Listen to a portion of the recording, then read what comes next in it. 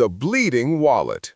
Why does your money vanish before the month ends, even when you swear you're being careful? In 1904, a Japanese accountant discovered a brutal psychological trick that exposes the invisible thief stealing from you every single day. But here's the catch.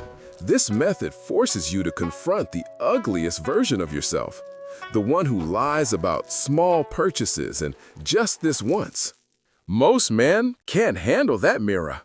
If you can, this ancient system will save you thousands without cutting a single pleasure from your life. His name was Hisashi Fukuzawa. Not famous, not a samurai, just a man drowning in debt despite working 16-hour days. He had income, he had customers, but every month his money disappeared like water through cupped hands. Sound familiar? You check your account and feel that sinking feeling in your gut. The money was there, you didn't buy anything crazy, but somehow it's gone, and you can't explain where it went. You tell yourself you'll be more careful next month, but next month the same thing happens. You're trapped in a cycle you can't see, bleeding money you can't track, losing a war against an enemy you've never even met. One night, Fukuzawa did something radical. He didn't create a budget. He didn't cut expenses. He created what he called Kakebo, the household financial ledger. But this wasn't accounting. This was warfare. Here's what Fukuzawa understood that you don't. Your brain is designed to forget pain. That coffee? Forgotten in 2 minutes. That impulse buy? Gone from memory by evening. That small subscription? Invisible until it's stolen 6 months of your life. Evolution built you this way. Physical pain fades, so you'll take risks again. And financial pain? It vanishes almost instantly. You think you remember where your money goes. You don't. You remember the big things. The rent, the car payment, the obvious bills. But the real killer is the 100 small cuts that bleed you dry without ever making you flinch. $5 here, $12 there, $23 you didn't even notice leaving your account. Individually, they mean nothing. Collectively, they're stealing your future. You're not broke because you're stupid. You're broke because you've been living blind. You've been fighting an enemy you can't see. And you can't win a war when you don't even know the battlefield. Now, listen carefully. If this truth offends your weakness, if you want me to tell you about some magical investing app, click away now. But if you're ready to see what's really happening to your money, like this video. Because what comes next requires honesty most men don't possess. Kakebo isn't a budget. It's a mirror with a memory. A budget is a prison. A budget tells you what you can't have, and your brain rebels immediately. Humans hate being told no. We resist control. We find ways around restrictions. That's why budgets fail. That's why you've tried to budget 10 times and quit 10 times. Fukuzawa didn't want restrictions. He wanted something far more powerful. He wanted awareness. Raw, unfiltered, unavoidable awareness. Kakebo is a trap for the ghost expenses that have been haunting you. And the beauty of it is that it doesn't stop you from spending. It doesn't judge you. It just shows you the truth. And the truth is so uncomfortable, so undeniable, that your behavior changes automatically.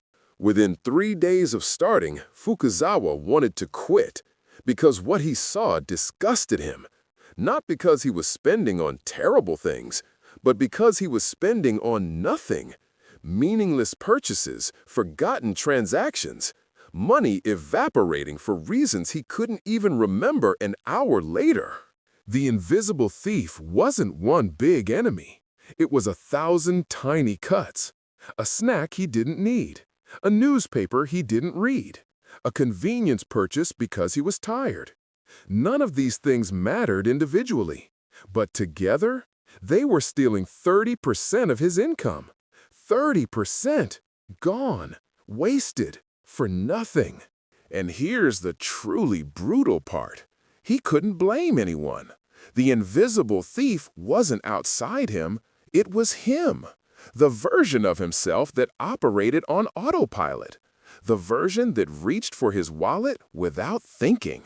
Next, I'll reveal the exact system and why it works when everything else fails. Subscribe now or stay blind. Your choice. Part 2.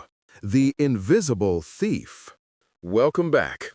If you're still here, you've already separated yourself from the weak. Now I show you exactly how the Kakebo system works and why it succeeds where everything else has failed. Fukuzawa decided to track reality. Every single coin that left his hands would be recorded. Not tomorrow, not at the end of the week, immediately. The moment money moved, he wrote it down. Amount, category, time. And here's what happened. He discovered the invisible thief wasn't one big enemy. It was 1,000 tiny cuts that together were stealing 30% of his income. You're doing this right now, today. This morning, you probably spent money you've already forgotten about.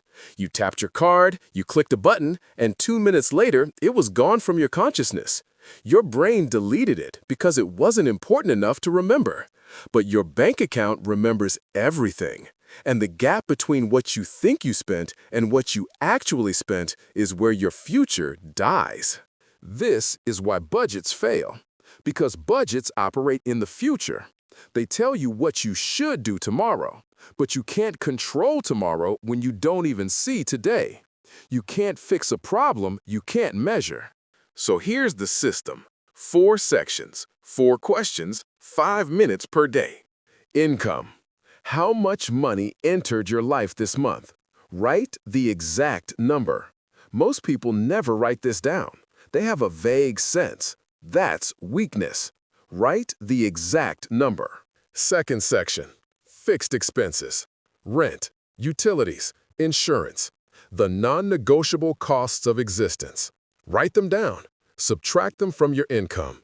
What's left is your battlefield. This is the money you actually control. This is where the invisible thief operates. Third section, savings goal.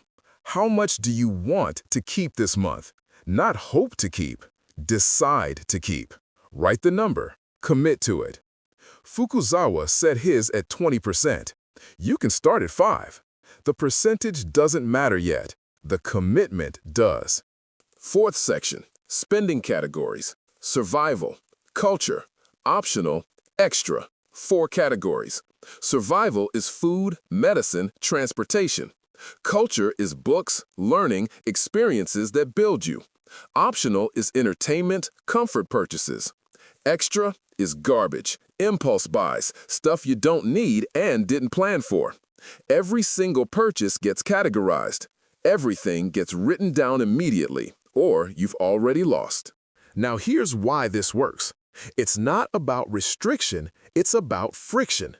Every time you spend money, you know you have to write it down. You know you have to categorize it. That knowledge, that tiny moment of awareness before you spend, changes everything. Your brain starts asking questions. Do I really need this? Will I be proud of this purchase tonight when I write it down, or will I feel stupid? Most men will never do this. They'll watch this video, nod along, and change nothing. If you're different, if you're one of the few who actually implements what you learn, subscribe to this channel. Join the brotherhood of men who choose sight over comfort. Fukuzawa kept his kakebo for 90 days before he looked back.